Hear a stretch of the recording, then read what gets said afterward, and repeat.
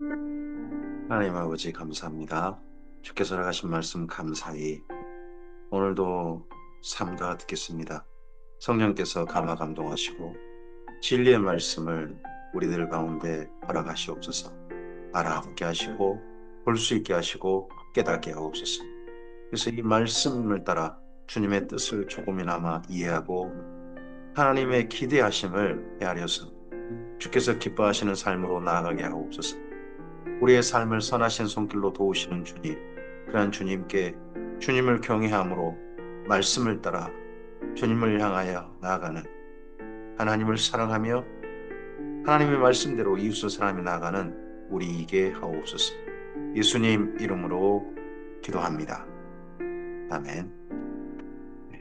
오늘은 사도행전 20장과 로마서 1장에서 3장까지 말씀 함께 읽습니다. 바울의 3차 전도 여행에 바울이 사역을 마무리하고, 그리고 이제 예루살렘을 거쳐서 로마로 갈 계획을 세웁니다. 그래서 로마에 가기 전에 로마로 갈 계획을 세우면서 로마에 보낸 편지가 있습니다. 그게 로마서죠. 어, 사도행전 20장입니다.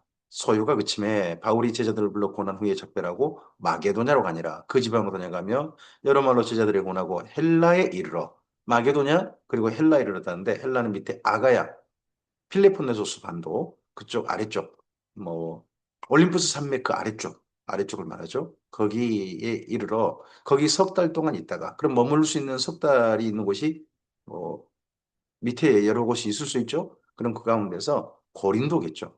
고린도에 석 달간 있다가 이때 로마서를 써서 바로 고린도하고 붙어 있는 도시 갱그리아, 4km 정도 떨어져 있죠. 정반대편 바다에 있는 그 갱그리아의 배에 손에 들려서 로마서를 써서 보냅니다. 배 타고 수리아를 가고자 할 그때에 유대인들이 자기를 하려고 공모함으로 마게도냐를 거쳐 돌아가기로 작정했답니다. 수리아로 가고자 했다. 그 수리아 안에는 예루살렘이 있고요. 수리아 안에는 또 자기를 파송한 수리아 안디옥 교회가 있습니다. 그 가운데 수리아는 지금 연보를 가지고 있거든요. 그 이방인 교회들이 모금한 연보. 그걸 지금 예루살렘 교회에 전달하려는 생각을 가졌기 때문에 여기 수리아는 예루살렘이 됩니다. 근데 이 바울을 죽이려는 음모, 해하려는 음모가 알려져서 배를 타고 가지 못합니다. 배를 타고. 배를 타고 가지 못하고 육로로 돌아가게 됩니다. 아시아까지 함께 가는 자는 베레아 사람 부로의 아들 소바도와 데살로니가 사람 아리스타고와 세군도와 더베 사람 가이오와 및 디모데와 아시아 사람 두기고와 두루비무라. 아시아까지 함께 가는 사람. 아시아는 네, 에베소, 에서보두 사빌라 이런 도시들이 있는 그 지역이죠. 여기 아시아는 뭐 저쪽 예루살렘까지 아닙니다. 네, 거기까지라도 이들이 함께 갑니다. 바울을 지금 헤아리는 음모가 알려졌기 때문에 바울을 보호하기 위해서 함께 갔던 분들이 많습니다. 그들은 먼저 가서 드로아에서 우리를 기다리더라. 우리를 기다리더라. 그럼 갑자기 우리란 말이 또 등장합니다. 예전에 바울이 2차 전도여행 때 빌립보를 건너갈 때 우리란 표현이 있었지 않습니까? 여기 또 우리를 기다리더라. 그럼 여기 바울을 만나는 일행, 바울과 함께 동행하는 사람 중에 누가가 함께하고 있구나 하는 게 이제 보입니다. 우리는 무교절 후에 빌립보에서 배로 떠나 닷새 만에 드로아에 있는 그들에게 가서 이레를 머무니라. 이미 무교절이 지났어요. 원래 바울은 무교절 전에, 6월절 전에 예루살렘 도착하고 싶어 했습니다. 근데 육로로 걷다 보니까, 육로로 걷다 보니까, 예, 빌립보, 마게도냐죠? 마게도냐에서, 원래 빌립보에서 배를 탈 수는 없습니다. 빌립보에서 4km 떨어진 네아폴리입니다. 그 네아폴리에서 배로 떠나 닷새 만에 들어와 있는 그들에게로 가서 1일을 머뭅니다. 왜냐하면 빌립보는 육지에 있는 도시입니다. 바닷가가 없어요. 그래서 그 대신에 빌립보 연결돼 있는 바다 쪽이 네아폴리니까 네아폴리에서 배를 탔다는 거죠. 그리고 두로와 있게 됩니다. 그리고 일주일간 그 주간의 첫날에 우리가 떡을 때려 하여 모였더니 바울이 이튿날 떠나고자 하여 그들에게 강론할세 말을 밤중까지 계속합니다. 그 주간의 첫날, 이게 안식구 첫날이 되죠. 그 주간의 첫날이 안식구 첫날, 주간의 첫날 이렇게 표현 쓰다가 나중에 요한계시록에는 주의 날에 이렇게 표현되고 지금 주의 날이 우리나라에서 한자를 이용해서 주일이 됩니다. 주일. 그러니까 이미 이방인 교회들은 안식구 첫날 예배하는 게 관습으로 되어 있고 모입니다. 대신에 주예간 중에 첫날이란 이스라엘의 하루 시간을 이용합니다. 그래서 저녁 6시 이후가 됩니다. 지금은 주일 예배를 우리가 오전에 낮 예배로 드립니다만은 그 당시에 맨 처음 2000년 전 이스라엘 교회가 처음 출발할 때는 안식 후 첫날 예배가 저녁 6시 이후입니다. 6시 이후 떡을 때리고 모였다는 것은 성찬식과 함께 저녁 식사를 하려고 하는 겁니다. 근데 이게 강론하다 보니까 말을 밤중까지 계속했다. 낮부터 한 게 아니고 저녁 식사 그때부터 해가지고 식사 전에 잠깐 말할 기회를 줬는데 계속 말을 하고 있는 거예요. 식사상을 차려놓고. 우리가 모인 윗다락에 등불을 많이 켰는데 유두고라는 청년이 창에 걸터 앉아 있다가 깊이 졸더니 바울이 강론하기를 더 오래 하며 졸음을 이기지 못하여 3층에서 떨어지거늘 이렇게 보니 죽었는지라. 그러면 이 모임 장소가 3층이었던 것 같죠? 3층에서 그만 떨어져서 아주 뭐 졸더라도 안쪽으로 좀 창문 안으로 좀 떨어졌으면 그나마 다행일 텐데 밖으로 떨어지고 말았어요. 근데 지금 죽었느니라 합니다. 여기 지금 우리라는 사람 속에 누가 있지 않습니까? 누가가 의사인데 의사가 진단해 보기에 죽었는 거예요. 죽었어요. 근데 바울이 내려가서 그에게 엎드려 몸을 안고 말하되 떠들지 말라. 생명이 그에게 있다 하고 올라가 떡을 떼어 먹고 오랫동안 그 날이 새기까지 이야기하고 떠났다는 겁니다. 이제 그때사 유두고라는 청년이 밖에 떨어지니까 죽었다고 판단했는데 아직 살았다 하고 난 다음에 실제 살아났어요. 그리고서는 올라가서 이제 그때 저녁 식사한 겁니다. 성찬식과 함께 저녁 식사하고 그리고 그 다음에 또 날이 새기까지 계속 이야기하고 떠났어요. 그 정도면 이야기를 멈춘 게 아니라 계속 날이 새기까지. 왜 그렇습니까? 바울이 이번 만남이 마지막 만남처럼 여겨지기 때문입니다. 다시는 못 만날 것 같습니다. 자기에게 열린 전도의 문, 넓게 들어와서 전도의 문이 열렸었다고 고린도 후서에서 이야기하고 있지 않습니까? 근데 그 많은 사람들이 주의 말씀을 듣고자 한 그 사람들에게 이번 아니면 제대로 말할 기회가 없다.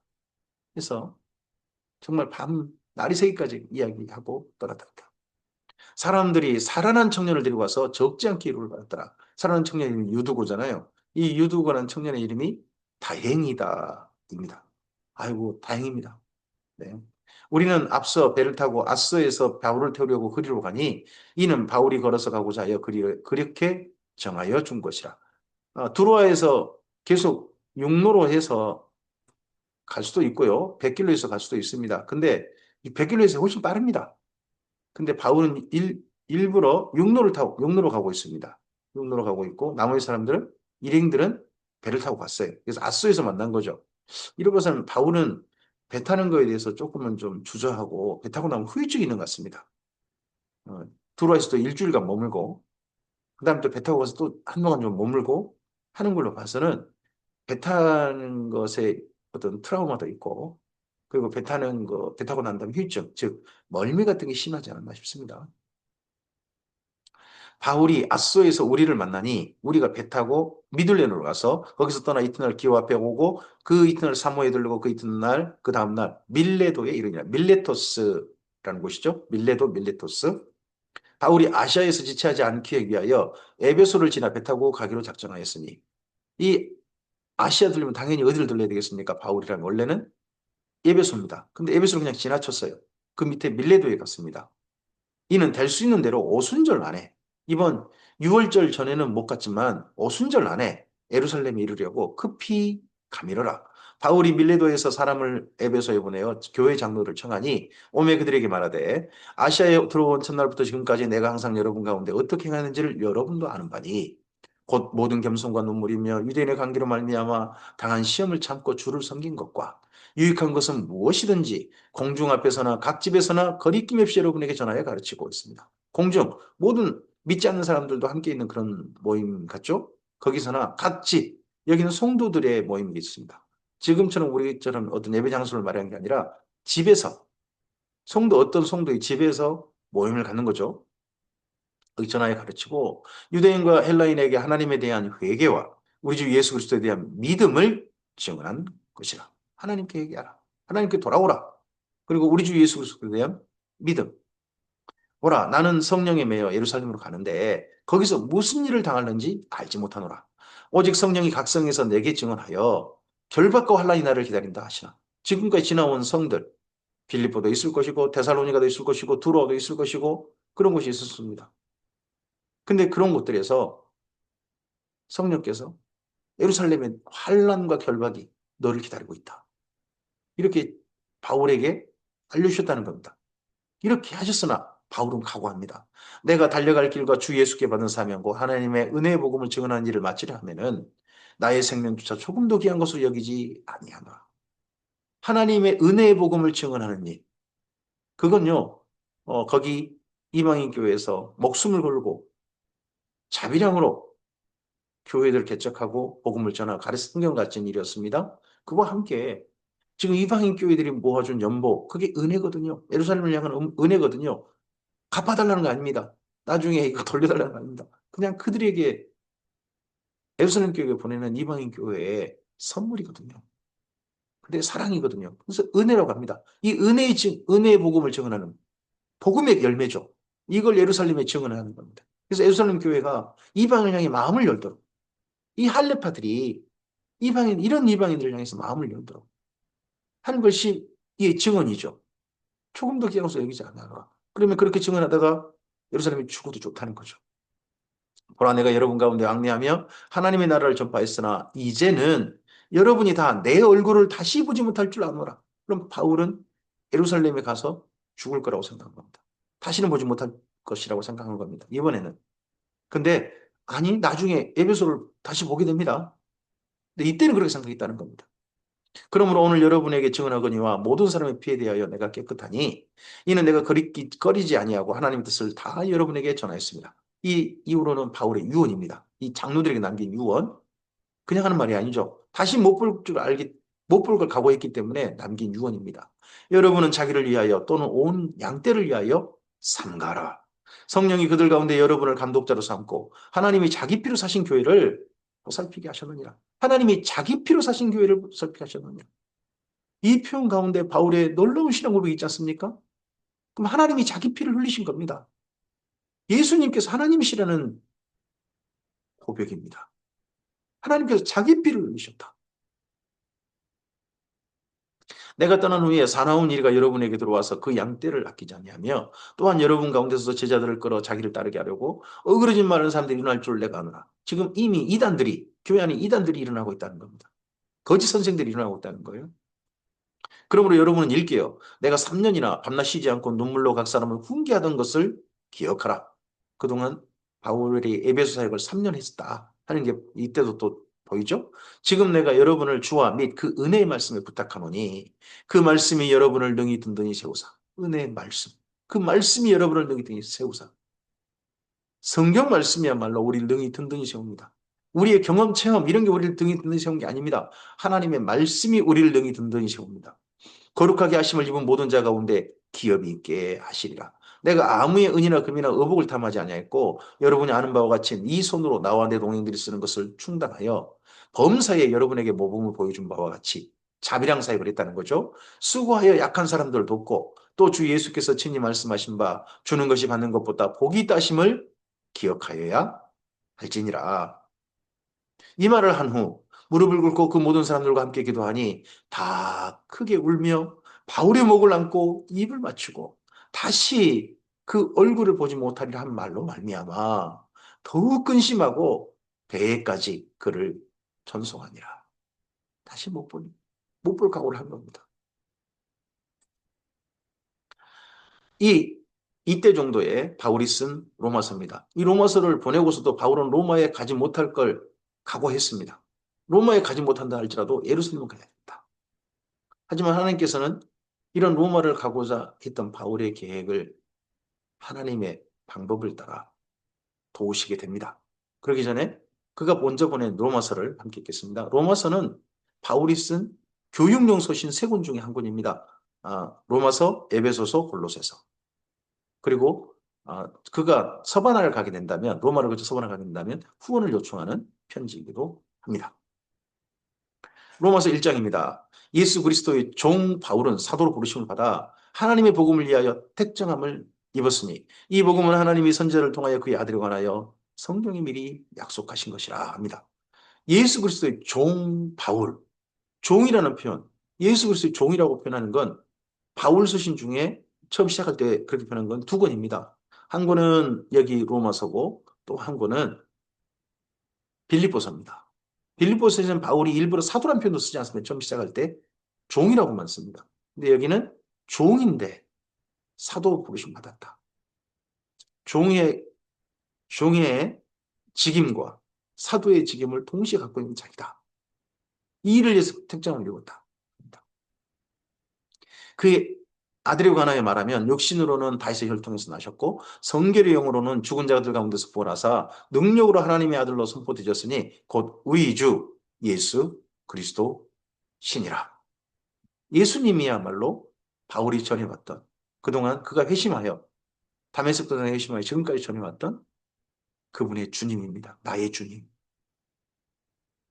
그로 말미암아 우리가 은혜의 사도의 직분을 받아 그의 이름을 위하여 모든 이방인 중에 믿어 순종하게 하나니 너희도 그들 중에서 예수 그리스도의 것으로 부르심을 받은 자이랍니다.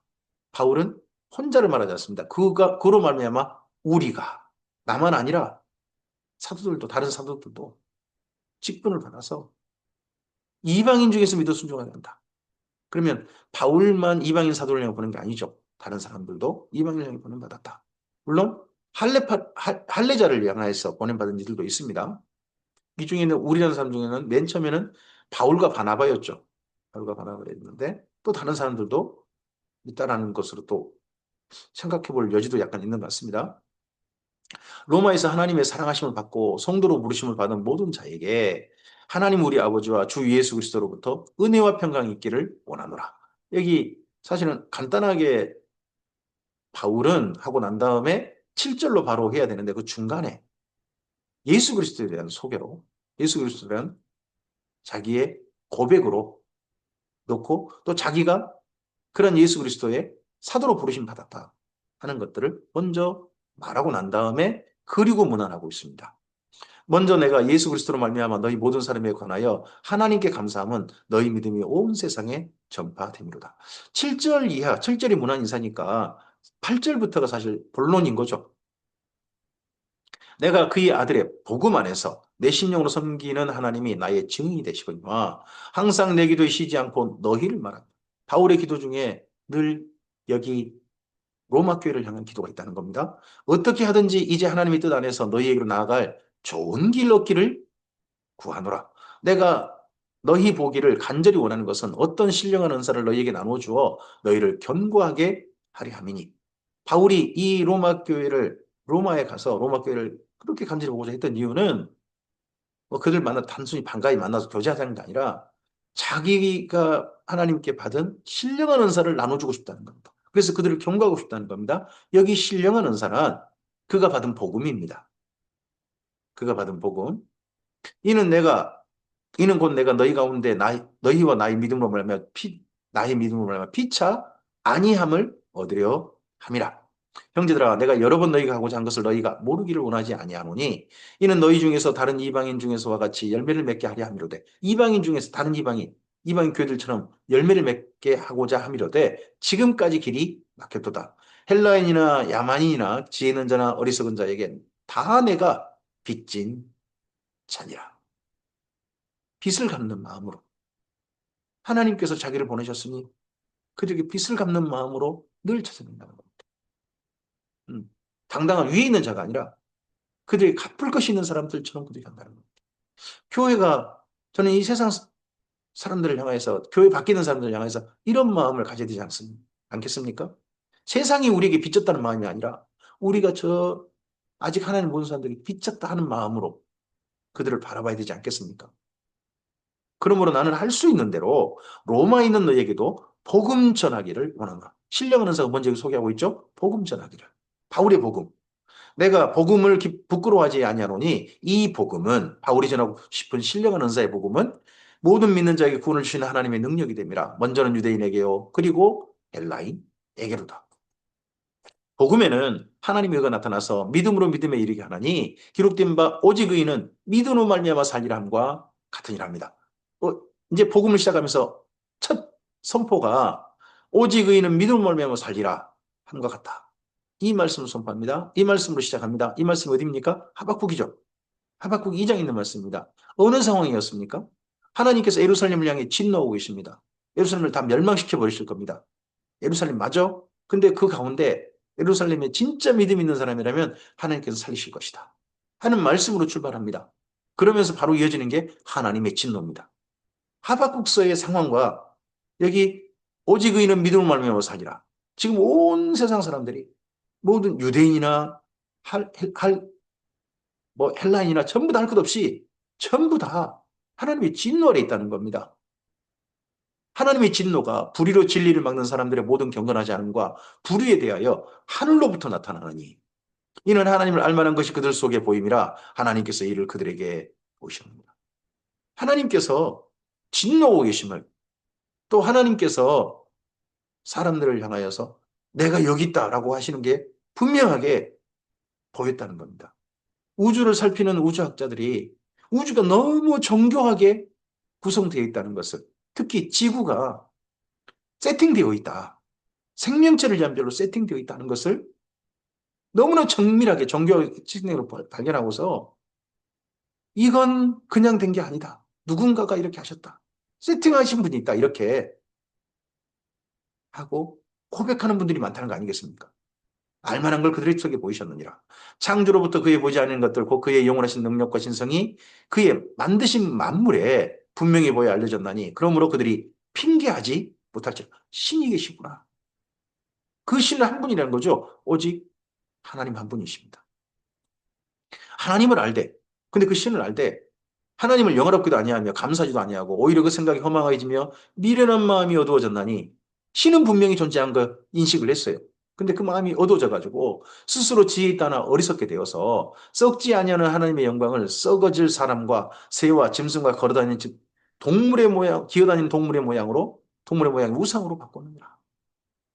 살아계신 하나님, 썩지 않는 하나님의 영광을 보는 게 아니라 하나님이 분명히 존재한다는 걸 나는 인식을 했는데, 딴 모양으로 바꿔버렸다는 거죠. 우상으로 바꿔버렸어요. 그러니까 하나님 진노하시죠. 그러면 하나님께서 그들의 마음의 정욕대로 더러움에 내버려두사 그들의 몸을 서로 욕되게 하였으니 이는 그들이 하나님의 진리를 거짓 것으로 바꾸어 피조물을 조물주보다 더 경배하고 섬깁니다. 주는 곧 영원히 찬송할 이시로다. 아멘. 사람들은 이렇게 했지만 하나님은 영원히 찬송할 한 분. 오직 그분이 주님이시고 우리 하나님이시라는 거죠. 근데 하나님의 진노는 무엇으로 나타나느냐? 내버려 두시는 거예요. 더러워졌는데 그래 그렇게 살아라 하고 내버려 두시는 겁니다. 가장 하나님의 무서운 이 땅에 살고 있는 사람들에게 무서운 하나님의 진노는 간섭하지 않으시는 겁니다. 그냥 그렇게 살다 지옥 가라. 하나님께서 부르신 사람들은 때리셔서라도 그들에게 험한 일을 주셔서라도 하나님을 향해 고개 들기를 어쨌든 하려고 손을 내미십니다. 하지만 내버려 두셔버리면 그것만큼 끔찍한 형벌이 없는 겁니다. 그러면서 사람들은 그냥 그것이 좋은 인생 그냥 살겠죠. 그러다가 지옥 가겠죠. 이 때문에 하나님께서 그들을 부끄러운 욕심에 내버려 두셨습니다. 두 번째 내버려 두신 겁니다. 우상 섬기다가 더러워졌습니다. 그리고 이제 사람들이 욕심에 휩쓸립니다. 더 부끄러운 욕심. 이는 그들의 여자들도 순리대로 쓸 것을 받고 영리로 쓰며 그와 같이 남자들도 순리대로 여자 쓰기를 버리고 서로 향하여 음욕이 불리듯 하며 남자가 남자와 더불어 부끄러운 일을 향하여 그들의 그릇 때문에 상당한 봉을 그들 자신이 받습니다. 두 번째 부끄러운 욕심이 뭡니까? 성타락입니다. 성타락. 이게 하나님의 내버려 두신 겁니다.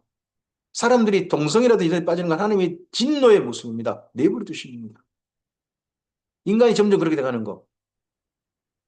그런 거에 점점 휩싸이는 거. 내버려 두신 겁니다. 그들을 사랑하신다? 물론 그럴 수 있죠. 그들마저도 구원받길 원하신다? 그럴 수 있습니다. 근데 이 땅에 이런 동성애가 버젓하게 자연되는 것은 하나님의 진노 가운데 있으시다 하는 분명한 증거이기도 합니다. 또한 그들이 마음에 하나님 두기를 싫어하며 하나님께서 그들을 그 상실한 마음대로 내버려 두사 합당하지 못한 일을 하게 하였으니 하나님을 인정하지 않는 거죠, 아예. 첫째, 더러움에 내버려 두시고 부끄러운 욕심에 내버려 두시고 그리고 아예 하나님을 상실한 마음에 그대로 내버려 두셨습니다. 합당하지 못한 일들이 이제 뭡니까? 이제 사람들이 자기 옳다는 대로 사는 겁니다. 자기가 하고 싶은 대로 그것이 곧 모든 불의, 추악, 탐욕, 악의가 가득한 자요. 시기, 살인, 분쟁, 사기, 악독이 가득한 자요. 수군수군하는 자요. 비방하는 자요. 하나님께서 미워하시는 자요. 농욕하는 자요. 교만한 자요. 자랑하는 자요. 악을 도모하는 자요. 부모를 거역하는 자요. 우매한 자요. 배역하는 자요. 무정한 자요. 무자비한 자라. 그들이 이 같은 일을 행하는 자는 사형에 해당한다고 하나님께서 정하심을 알고도 자기들만 행할 뿐만 아니라 또한 이런 일을 행하는 자를 옳다 하느니라.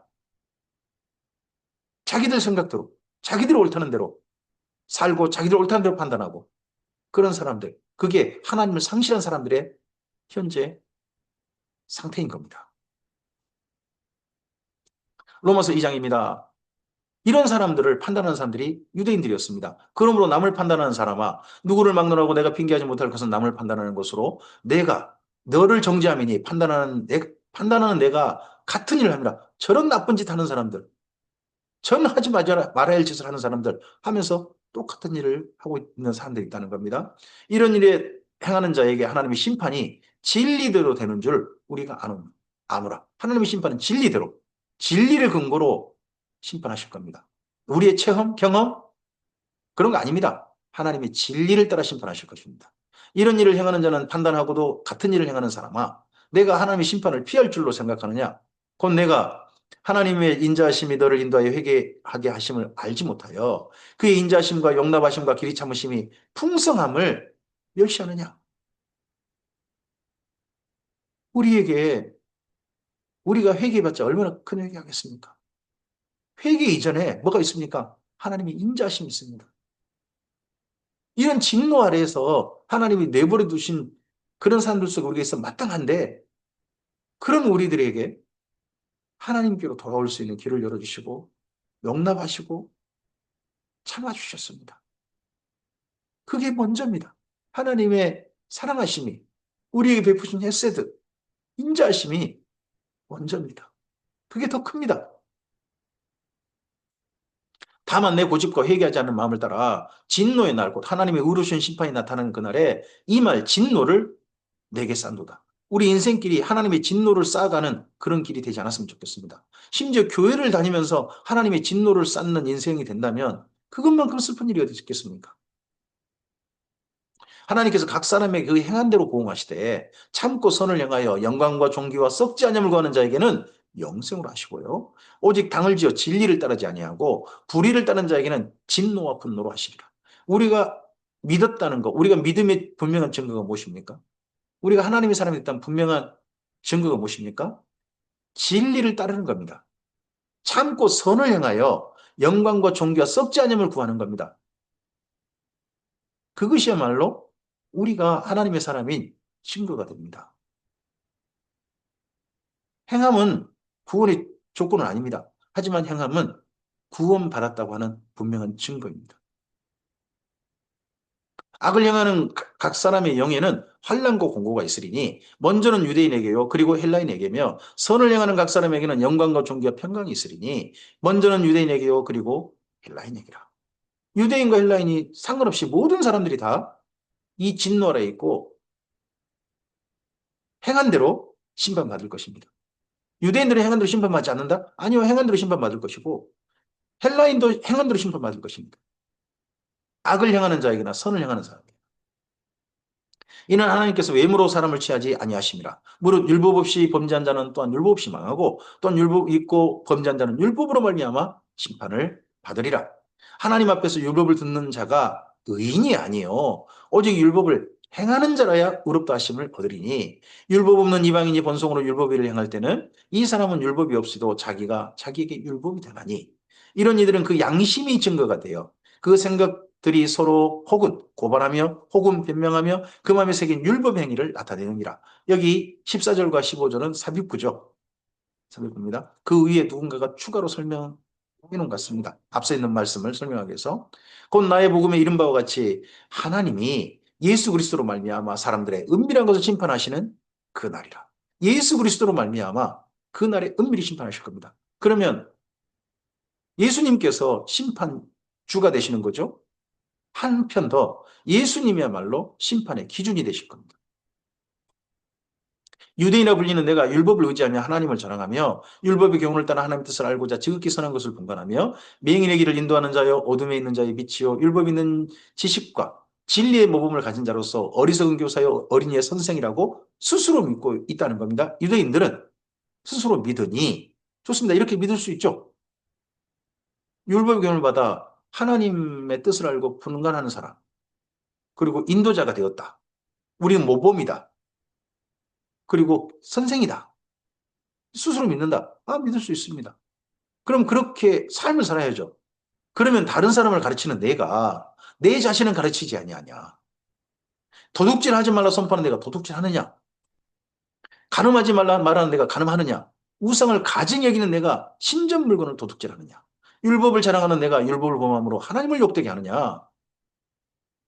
기록된 바와 같이 하나님의 이름이 너희 때문에 이방인 중에서 모독을 받는다. 유대인들이 그 당시에 이방인 중에서 하나님을 모독하는 실제 존재들이었다라고 바울은 직격합니다. 바울이 오늘 우리 교회를 보고 그렇게 팩트 폭격 안 했으면 좋겠습니다. 하나님의 이름이 너희 교회들 때문에 믿지 않는 사람들 가운데 모독을 받고 있다. 이 말 듣는 건 부끄러운 게 어디 있습니까? 내가 율법을 행하면 할례가 유익하나 만일 율법을 범하면 내 할례는 무할례가 되느니라. 그런즉 무할례자가 율법의 규를 지키면 그 무할례를 할례와 같이 여길 것이 아니냐. 그러니까 할례 무할례 그 아무것도 아니라는 겁니다. 유대인 되고 이방인 되고 이거 아무것도 아니라는 겁니다. 하나님 말씀대로 지킴만이 하나님 앞에서 판단 기준이 될 거라는 겁니다. 또한 본래 무할례자가 율법을 온전히 지키면 율법 조문과 할례를 가지고 율법을 범하는 너를 정죄하지 아니하겠냐. 정반대로 율법을 양심을 따라 선하게 지켰던 이방인이 도리어 유대인들을 정죄하는 판단하는 그런 역전이 있지 않겠느냐 합니다. 무릇 표면적인 유대인이 유대인이 아니요 표면적 육신의 할례가 할례가 아니니라. 오직 이면적 유대인이 유대인이며 할례는 마음에 할지니 영에 있고 율법 조문에 있지 아니한 것이라. 그 칭찬이 사람에게서가 아니요 다만 하나님에게서니라. 그래서 우리의 삶을 보고 칭찬하신 것은 유대인 되었느냐 안 되었느냐 이걸 칭찬하지 않으십니다. 우리의 삶을 어떻게 살고 있느냐. 하나님의 마음을 따라서 하나님의 뜻을 따라서 하나님 계명을 따라서 정말 삶을 주님의 사람답게 살고 있느냐가 판단 기준이 되고 칭찬은 하나님께서 하실 겁니다. 로마서 3장입니다. 그런즉 유대인이 나음이 무엇이며 할례의 유익이 무엇이냐. 범사에 많으니 우선은 그들이 하나님의 말씀을 맡았습니다. 물론 근당에서 유대인이 우월한 게 없느냐. 있다는 겁니다. 할례적 유익이 있다는 겁니다. 하나님의 말씀은요. 이방인들이 맡지 않았어요. 유대인들이 맡았어요. 유대인들을 통해서 이방인이 전해집니다.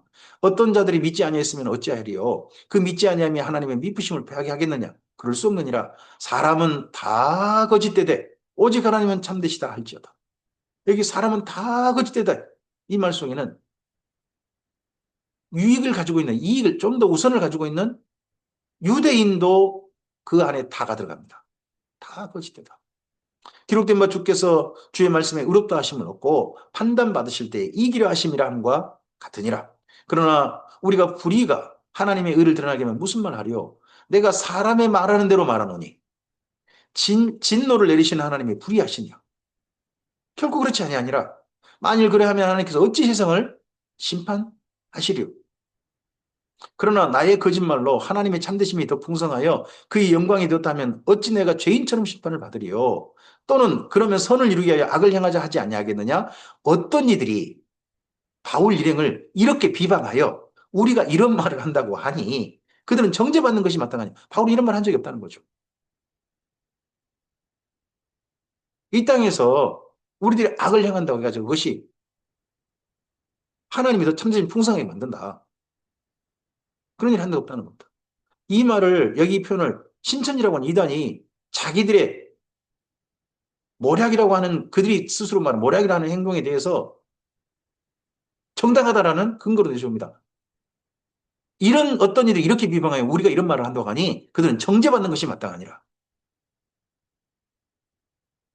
그러면 어떠하냐? 우리는 나으냐? 결코 아니라 유대인이나 헬라인이나 다 제 아래에 있다고 우리가 이미 선언하였느니라. 기록된 바 의인은 없나니 하나도 없으며 깨닫는 자도 없고 하나님을 찾는 자도 없고 다 치우참게 무역되고 선을 행한 적 없나니 하나도 없도다. 누구도 유대인이나 이방인이나 다 하나같이 다 의인이 없고 하나님은 죄인이고 하나님을 제대로 찾지도 않고 무익하게 되고 선도 행하지 않고 있다는 겁니다. 이러니까 하나님 미친놈 아시죠? 그들의 목구멍은 열린 무덤이야. 그 혀로는 속임을 일삼으며 그 입술에는 독사의 독이 있고 그 입에는 저주와 악독이 가득하고 그 발은 피 흘린 데 빠른지라. 탐욕 그리고 입의 말 그리고 그들의 행동들이 전부 다 폭력과 자기 욕심, 탐욕을 채우는데 그런 데 빠릅니다. 그 입의 말로 범죄하는 데 빠릅니다. 파멸과 고생이 그 길에 있어 평강이를 알지 못하였고 그들의 눈앞에 하나님을 두려움이 없느니라 함과 같으니라. 이러한 길 속에도 하나님을 두려움 없이 자기 인생을 살고 있는 거죠. 우리가 알거니와 무릇 율법이 말하는 바는 율법 안에 있는 자들에게 말한 것이니 이는 모든 입을 막고 온 세상으로 하나님의 심판 아래 있게 하려 함이라. 그러므로 율법의 행위로 그 앞에 의롭다 하심 얻을 육체가 없나니 율법으로는 죄를 깨달음이라. 죄를 깨달음만 해도요 어마어마한 겁니다. 다른 사람은 그 죄를 깨닫지도 못해요. 내버려 두시면 그대로 그냥 살다가 지옥 가는 경우가 많은 거죠. 그래도 죄를 깨달을 수 있다면 그것만 해도 어마어마한 겁니다. 이 깨달음 때문에 이스라엘 민족이 제사를 바쳤고 이 깨달음 때문에 하나님 앞에 번제와 소제 이런 제사를 늘 드렸단 말이에요. 그리고 이스라엘 민족이 1년에 한 번은 대속제를 속죄도 드리고요. 근데 그것이 그들의 의롭다 함을 얻지 않았다는 겁니다. 유예된 겁니다. 유예. 이제는 율법 외에 그런 율법 외에 하나님의 한 의가 나타났으니 율법과 선지자들의 증거를 받은 것이라. 곧 그 하나님의 한 의라 곧 예수 그리스도를 믿음으로 말미암아 모든 믿는 자에게 미치는 하나님의 의인이 차별이 없느니라. 차별이 없단 말은 유대인과 헬라인의 차별이 없다는 말입니다. 모든 사람이 죄를 범하였음에 하나님의 영광에 이르지 못하더니 유대인이나 헬라인이나 다 없이 다 하나님 앞에 죄를 범한 사람으로 하나님의 영광에 이르지 못하는 하나님의 의에 이르지 못하는 사람들이었다는 겁니다. 그런데 예수 그리스도 안에 있는 속량, 하나님이 값없이 그들의 죄를 사면해 주신 속량으로 말미암아 예수 그리스도 안에 있는 거예요. 다른 데 없습니다. 예수 그리스도 안에 있는 속량. 하나님의 은혜로 값없이 의롭다 하심을 얻은 자 되었느니라. 하나님의 은혜로 값없이 제사를 바치거나 무슨 행위를 바치거나 하지 않고 하나님이 전적인 모든 것을 다 하심으로 값없이 의롭다 하심을 얻은 자 되었느니라. 예수 그리스도 안에 있으며 이 예수를 하나님이 그의 피로써 믿음으로 말미암아 화목제물로 세우셨으니 이는 하나님께서 길이 참으시는 중에 전에 지은 죄를 간과하심으로 자기의 의로우심을 나타내려 하시다는 겁니다. 예수 그리스도를 그 피를 믿음으로 예수 그리스도의 피를 흘리게 하시고 그의 피가 하나님과 우리 사이에 새로운 언약으로 나가게 하고 우리를 속량하게 하셨으며 믿는 화목제물 그리고 하나님과 이제 친하게 지내는 화목하게 지내는 대로 나가게 하는 제물이 되셨다. 근데 이게 어디입니까? 십자가입니다. 십자가. 피를 흘리신 그 십자가. 예수님의 몸을 죽임당하신 그 십자가가 제단입니다. 제단. 곧 이때에 자기의 의로심을 나타내사 자기도 의로시며 또한 예수 믿는 자를 의롭다 하려 하심이라. 그런즉 자랑할 데가 어디 있느냐? 있을 수 없느니라. 무슨 법으로냐 행위로냐 아니라 오직 믿음의 법으로니라. 이건 사람들이 한 게 아니잖아요. 자기가 재물을 준비한 것도 아니고 자기 제사를 바친 것도 아니에요. 하나님께서 전적으로 다 준비해 주셨어요. 그런 예수님을 십자가에 달리게 하셔서 거기를 제단 삼으셔서 예수님의 전부를 제물 삼으셔서 그 피를 위하시고 그 몸을 찢으셔서 속량하시고 의롭다 하시고 하나님과 화목하게 할 수 있는 화목제물을 삼으셨다는 겁니다. 이걸 믿느냐는 겁니다. 이걸 믿느냐. 이제 새로운 믿음의 법입니다. 제사의 법. 구약의 제사의 법이 아닙니다. 새로운 믿음의 법. 그러므로 사람이 의롭다 하심을 얻은 것은 율법의 행위 있지 아니하고 믿음으로 되는 줄 우리가 인정한다. 여기 율법의 행위란 유대인 되는 거, 뭐 제사, 자기 재물 잡아서 바치는 거 이런 거 가지고 되는 거 아닙니다. 이제 의롭다. 의롭다는 말은 이스라엘이 이제 언제 받았느냐? 자기 삶으로서 의롭다 한 것도 물론 있을 수 있어요. 그러나 의롭다는 본래는 제사입니다. 속죄제, 속건제 이런 걸 바침으로써 하나님께서 너는 제사장을 통하여 선포하게 하였습니다. 너는 제사함을 받았다. 너는 의롭다. 그렇게 의롭다게 되는 것은 율법의 행위에 그런 제사라든지 유대인은 제사는 또 유대인만 바칠 수 있거든요. 유대인 되는 건 그런 거 아닙니다. 오직 믿음으로. 하나님은 다만 유대인의 하나님이시냐? 또한 이방인의 하나님은 아니시냐? 진실로 이방인의 하나님도 되시느니라. 할례자도 믿음으로 말미암아 또한 몰래자도 믿음으로 말미암아 의롭다 하실 하나님은 한 분이시니라. 어떤 우상도 그 하나님일 수 없습니다.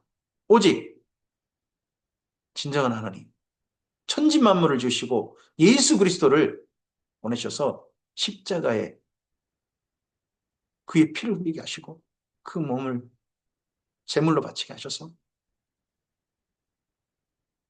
우리를 부르시는 그 하나님, 그분만이 우리를 의롭다 하실 수 있습니다. 사람의 선포가 아닙니다. 하나님의 선포이십니다. 의롭다.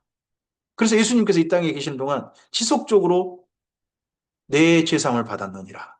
내 죄상을 받았느니라 하는 말씀을 계속 선포하셨습니다. 그분이 유다 지파 사람인데 레위 지파 사람도 아닙니다. 아론 가문도 아니에요. 그런데 계속해서 내 죄상을 받았니 선포하셨습니다. 멜기세덱의 반차를 이어받아 하나님의 아들로서 하나님으로서 선포하신 겁니다. 내 죄상을 받았느니라. 그런즉 우리가 믿음으로 말미암아 율법을 파기하느냐? 그럴 수 없느니라. 도리어 율법을 굳게 세우느니라. 율법에서 못했던 것, 율법에서 의롭다 하심이 완전하게 되지 않았죠. 근데 예수님으로 말미암아 이제는 온전하게 되는 의롭다 하심, 하나님의 온전한 사랑, 그 안으로 초대합니다. 그래서 예수님은 율법을 파기하는 게 아닙니다. 율법을 도리어 굳게 세웁니다. 대신 굳게 세우니까 이전 제사 제도는 이제 쓸모없게 됩니다. 그건 파기되는 겁니다. 오늘 여기까지 말씀입니다. 이제 바울이 로마를 향하여 가고자 해서 출발했는데 로마로 가지 못할 수도 있습니다. 예루살렘을 그러나 가는 걸 포기하지 않습니다. 은혜의 복음을 증언하는 일이라는 겁니다. 이방인 교회들이 하나님의 은혜에 얼마나 복음으로 말미암아 어떠한 삶을 살고 있는지 그게 예루살렘 교회를 향한 연보, 그게 증거인 겁니다. 그래서 예루살렘 교회가 이방인들 향해 마음을 열기를 바라서 또 이런 기회에 디아스포라 유대인들도 오거든요. 그들이 마음을 열기 바라서 죽음을 가고 예루살렘을 향해 가고 있습니다. 그러하면서도 앞서서 먼저 보냈던 편지 로마서를 곁에 하고 있습니다. 하나님께서 죽음을 각오하는 바울을 하나님의 방법으로 인도하셔서 로마에 이르게 하심을 우리는 성경을 통해서 확인합니다. 주님의 뜻이 우리의 삶을 통해서 오늘도 이루어지고 있습니다. 우리들이 소원하는 바, 우리 마음속에 소원을 가지고 행했던 바, 특히 주님을 향해서 선한 소원, 거룩한 소원을 가지고 행하였던 바는 주께서 살피시고 기뻐하신 뜻대로, 기뻐하신 방법대로 인도하실 줄 믿습니다. 그리고 로마서를 통해서 바울의 복음을 대하고 있습니다. 이 복음을 대하면서 진노 아래 있었던 우리들을 예수님으로 말미암아 부르시는 사랑하시는 하나님을 우리들이 다시 한번 분명하게 만났으면 좋겠습니다. 우리는 더욱더 믿음에 굳게 서고 복음에 굳게 설 수 있기를 바랍니다. 진리의 말씀이 오늘도 우리의 삶의 기준이 되어지고 우리에게를 하나님의 뜻을 따라 걷게 만드는 하나님께서 베푸시는 부탁의 말씀이시기를 바랍니다. 성령께서 도우실 줄 믿습니다. 감사합니다.